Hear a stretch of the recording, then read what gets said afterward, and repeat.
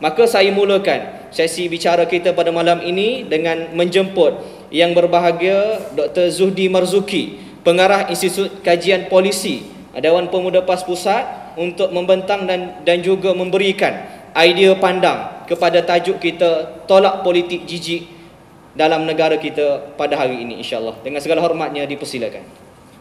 Assalamualaikum warahmatullahi wabarakatuh. Dan selamat malam. Bismillahirrahmanirrahim. Alhamdulillahi rabbil alamin.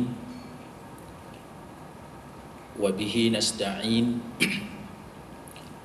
Wassalatu wassalamu ala asyrafil anbiya'i wal mursalin wa ala alihi wa sahbihi rasulillahi ajma'in. Yang saya hormati saudara pengurusi merangkap pengurusi Gamis, yang berbahagia adinda saya Dr. Ashraf Wajdi, yang di pentas ini mungkin mewakili perkasa. Seterusnya kepada hadirin hadirat muslimin muslimat yang saya hormati dan saya kasihi sekalian. Pertama sekali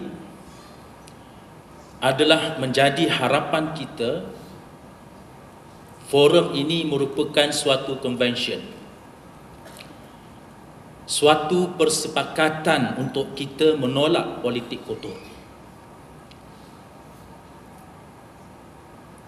Tidak waras seseorang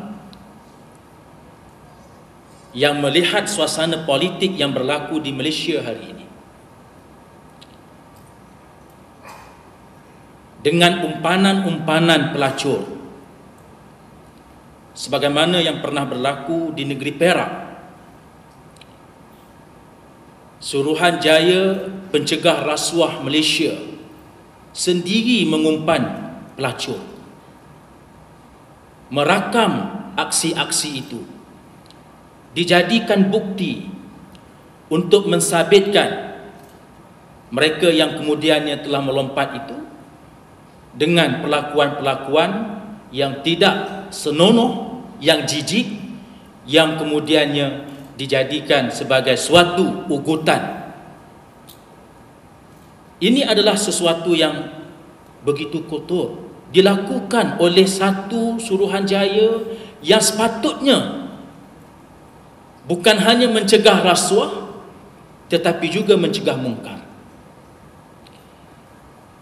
Tidak waras mereka yang melihat suasana politik pada hari ini menyatakan kita perlu meneruskan politik yang berlaku seumpama ini. Hadirin hadirat yang saya hormati dan saya kasihi sekalian,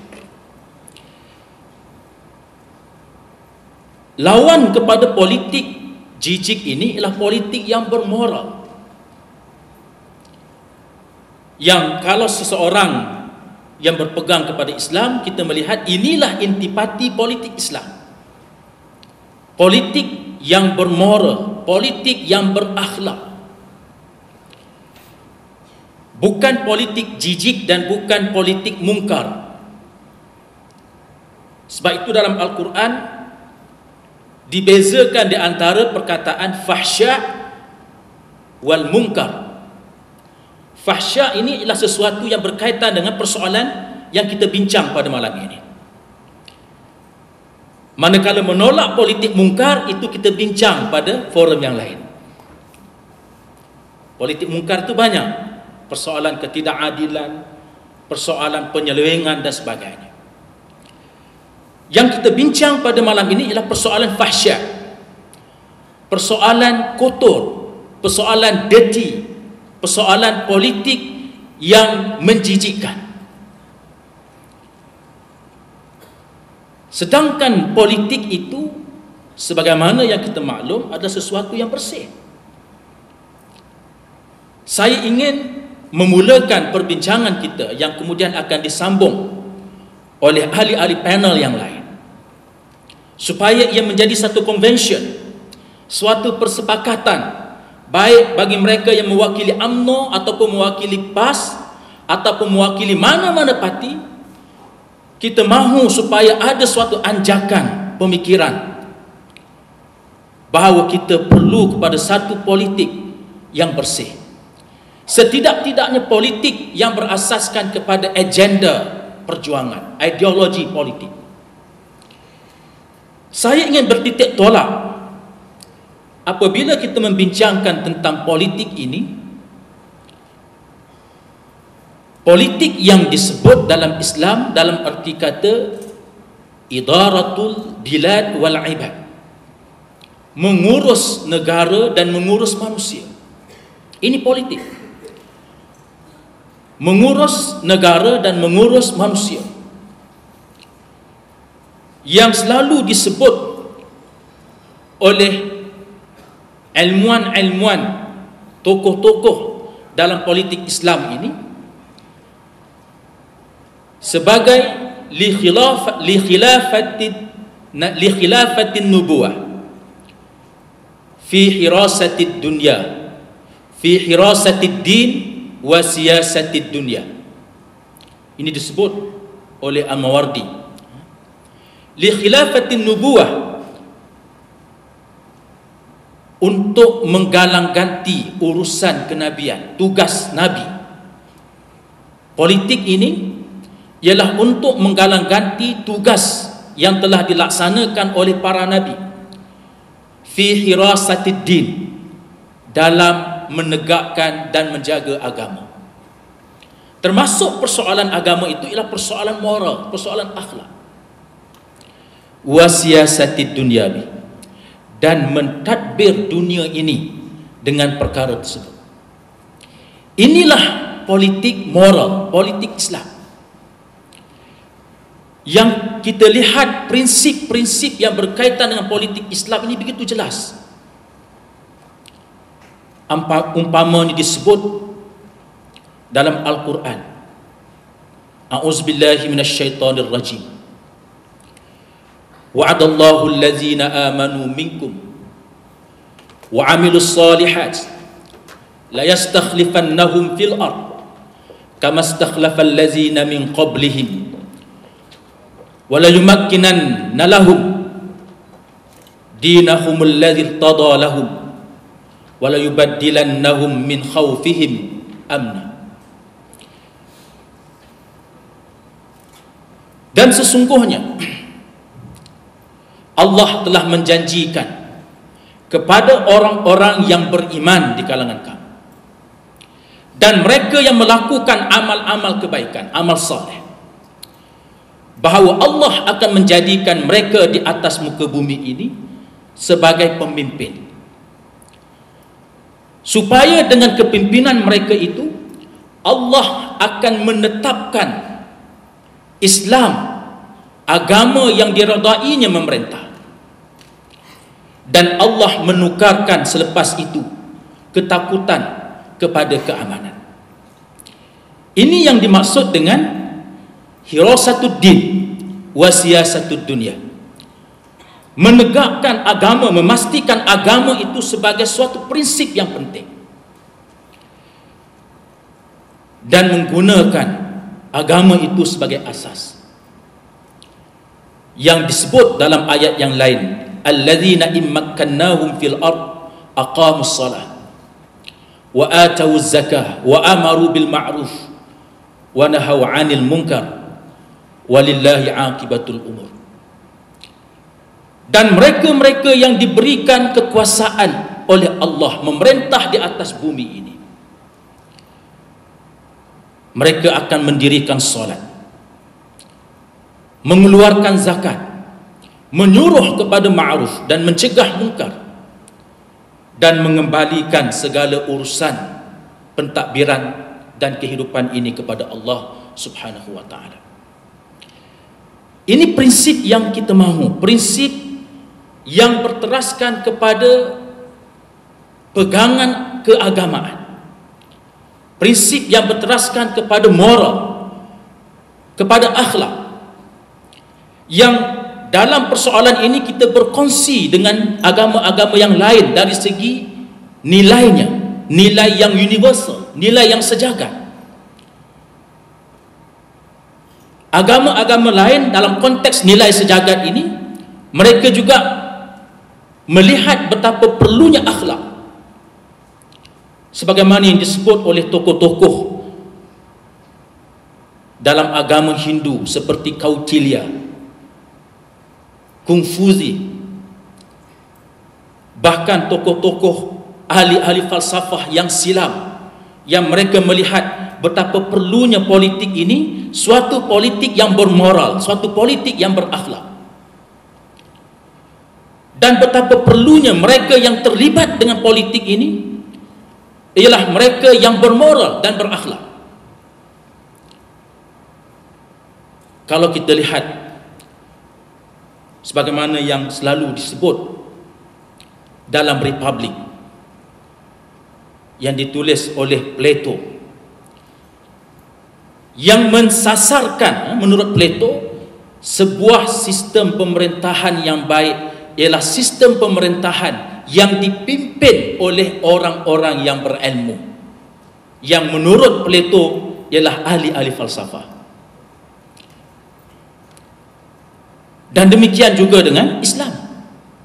Kita berkongsi nilai sejagat ini dalam perkara-perkara yang ada pertemuan, yang saya melihat perlu ada suatu convention, perlu ada suatu persepakatan. Mana-mana parti politik di Malaysia ini, bahkan mana-mana mereka yang beragama, kita perlu untuk duduk semeja untuk kita menilai masa depan politik kita, dan kita mahu satu bentuk politik yang berakhlak, bukannya satu bentuk politik yang semakin hari semakin buruk seperti mana yang berlaku pada hari ini. Hadirin hadirat muslimin muslimat yang saya hormati sekalian, saya tidak perlu untuk menjelaskan apakah episod-episod yang berlaku yang membawa kepada tragedi-tragedi berkaitan dengan politik jijik ini. Kita telah lihat dalam Desawarsa yang terakhir, mulai daripada tahun 1990-an hingga sekarang, pelbagai bentuk episod yang berlaku dalam konteks politik kotor. Dan yang paling penting yang saya ingin membawa hadirin dan hadirat sekalian untuk melihat perkara yang paling asas dalam politik ialah sistem ataupun sendi-sendi yang mendirikan sistem politik dalam negara kita, yang melibatkan golongan yang berkuasa dan golongan penguat kuasa. Kalau dari pihak agama Islam, kita ada penguat kuasa agama. Kalau dari pihak persekutuan, kita ada beberapa Suruhanjaya, kita ada beberapa pasukan yang sepatutnya memainkan peranan untuk mencegah berlakunya politik jijik ini. Di antaranya ialah pasukan pendakwa di jabatan-jabatan agama,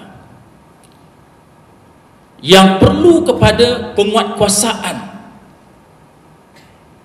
enactment yang telah digubal berkaitan dengan jenayah syariah, di antaranya yang berkaitan dengan jenayah qazaf, menuduh orang-orang yang melakukan tanpa menampilkan saksi-saksi yang adil. Kita juga mempunyai penguatkuasa dalam bidang sivil, termasuklah yang saya sebut sebelum ini, Suruhanjaya pencegahan rasuah. Dan juga kita mempunyai mahkamah-mahkamah sivil yang kita letakkan kepercayaan untuk memastikan bahawa perubahan politik, sistem politik, aktiviti politik adalah termasuk dalam aktiviti politik yang bermoral. Tetapi persoalannya, sejak akhir-akhir ini, sendi-sendi ini sudah runtuh. Sudah tidak ada kebebasan, tidak ada suatu keseimbangan kuasa, check and balance. Sehingga ia menjadi sebagai suatu rubber stamp oleh pihak-pihak tertentu untuk memalukan pihak-pihak yang lain. Sebagai contoh yang saya sebut tadi, bagaimanakah kes yang berlaku di Perak apabila SPRM sendiri memerangkap ahli-ahli politik dengan mengumpan pelacur dan merakamkan aksi-aksi itu dengan tujuan pendakwaan dan seumpamanya. Saya melihat inilah suatu bentuk keruntuhan. Ia bukan hanya keruntuhan dari segi ahli-ahli politik, tetapi dalam negara kita ini keruntuhan dari segi sendi-sendi sistem yang menyokong sesuatu gerak kerja politik ke arah politik yang bermoral.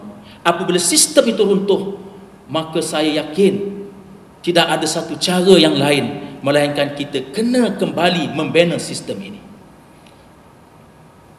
Saya rasa itulah pandangan saya yang pertama, yang saya yakin sahabat-sahabat yang lain akan turut bersetuju supaya ini menjadi satu convention bagi kita menolak politik kotor. Sekian, terima kasih. Yang berbahagia Dr. Zuhdi Marzuki atas sisi pandang. Beliau menyebutkan persoalan bagaimana kita perlu melakukan suatu perubahan untuk membina suatu sistem yang baru. Dan bagaimana keperluan ini kita nak bina suatu sistem melalui satu prinsip yang disebutkan tadi ialah kembali kepada Islam.